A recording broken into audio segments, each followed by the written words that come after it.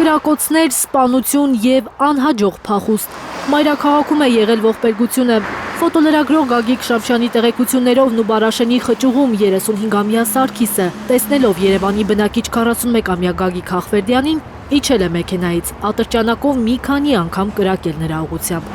Հասկանալով, որ վրիպել է, նստել է իր Մերսեդեսը, հետապնդել ու վրաերթի ենթարկել տղամարդուն։ Տեսախցիկներն են ֆիքսել հանցագործությունը։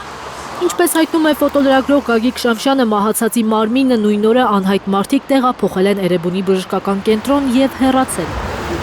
Հանցագործության հեղինակ տղամարդը փորձել է փախչել Վրաստան, բայց Իջևան Դիլիջան ճանապարհին մեքենան դուրս է եկել երթևեկելի գոտուց,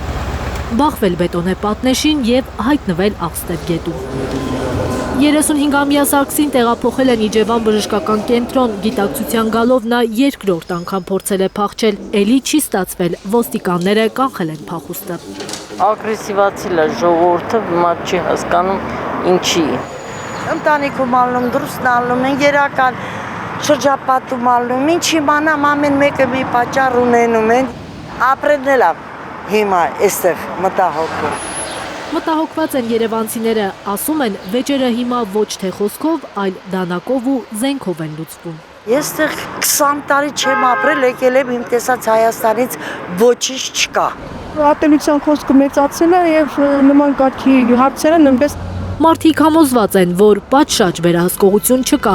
այդ պատճառով ողբերգական դեպքերը կրկնվում են։ Վիճակագրությունը ցավալի է, բայց որ հարցերը իրանք ճիշտ չեն լուծում, իրանք գիտեն որ չէ, մեղավոր է մարդը ասպարդական մարդը գցել ատեղ, դի դիտարկետուժը չէ, սա մի քանի փաստ չէ։ Սպանության հատկանիշներով նախաձեռնվել է քրեական վարույթ։ Ոստիկաններն ու քննչական բաժինը պարզում են, թե ով կամ ովքեր են մահացածի մարմինը տեղափոխել հիվանդանոց։